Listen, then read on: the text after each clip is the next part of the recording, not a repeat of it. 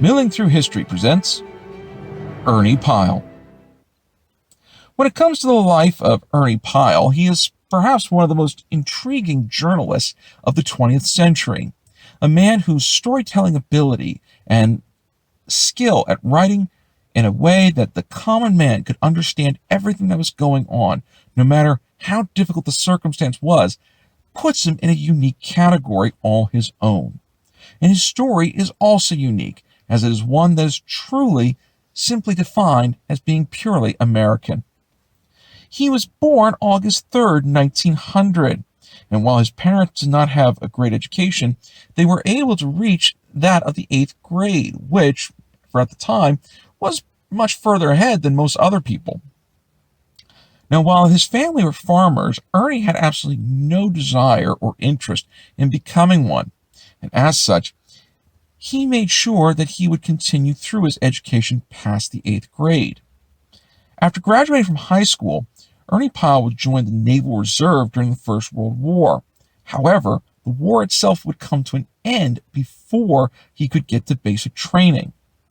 As a result of this, he had to think about where he would go to continue his education.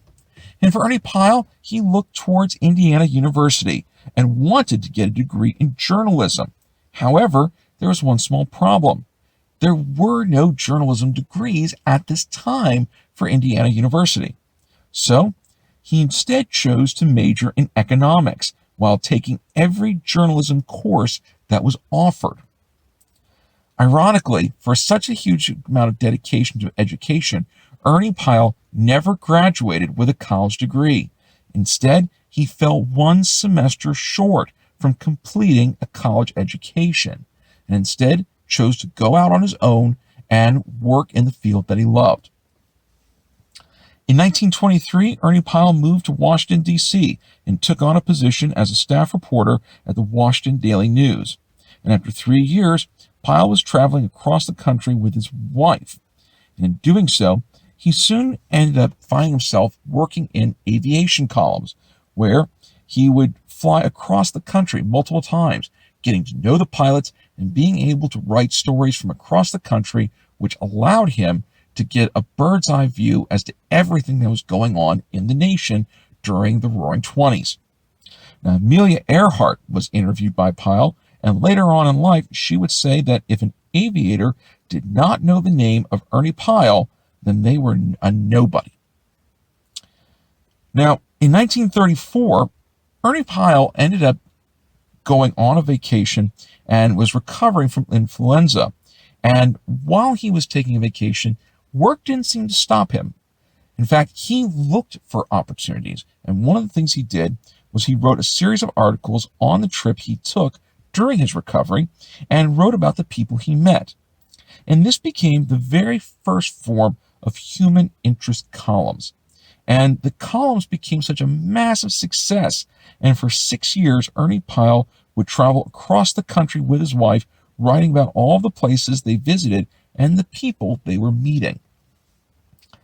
Now, by 1941, though, war was breaking out.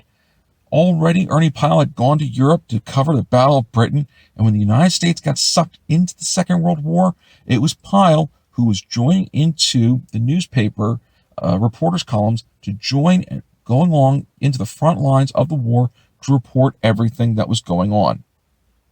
In June of 1942, Ernie Pyle would return back to England 2 years after covering the Battle of Britain and was going to become one of the most premier war correspondents that the nation had.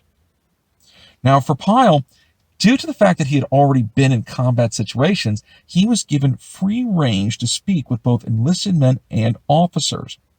And as a result of this, one of the things Pyle did was that he advocated for the increase of pay for soldiers in combat, which would lead on to the creation of the Ernie Pyle Bill, which was passed by Congress in May of 1944.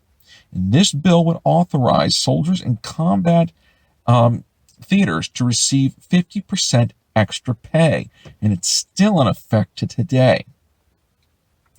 Now, in 1944, Ernie Pyle was one of 28 journalists to be part of the Normandy invasion. However, after everything that he had gone through in the summer of 44. In September, Pyle was suffering from shell shock and needed to rest. He even wrote in his column an apology to all of his readers and admitted he had seen too much death and dealt with too many bombs to continue trying to report accurately and faithfully to his readers from the front lines. With the turn of the new year, 1945 saw Ernie Pyle looking towards the Pacific Ocean. However, he was a little reluctant about joining the Navy, namely because Pyle oftentimes criticized the Navy for what he felt was a much easier life when it came to fighting. Now, while Pyle was extremely critical of the Navy during his time in the Pacific, there were many other correspondents who criticized Pyle, pointing out that how can he criticize sailors who go out there in the middle of an ocean, and if they were killed, no one is ever going to recover their bodies. No one's ever going to know, especially if the ship is lost at sea. And so Pyle, finding himself, ironically enough, underneath a pile of criticism, would later confess that yes, he was being a bit harsher on sailors than he was on infantrymen.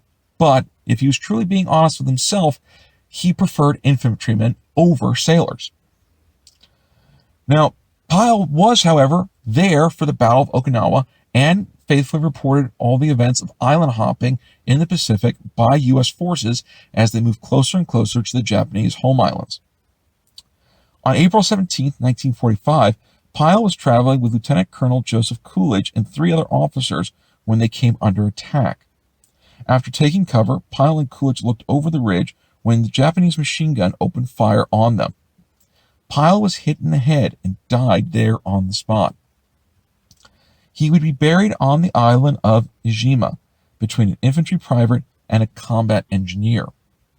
After the war, his body was first moved to Okinawa, and then in 1949, his body was moved to the National Memorial Cemetery of the Pacific in Honolulu, Hawaii, where it remains today.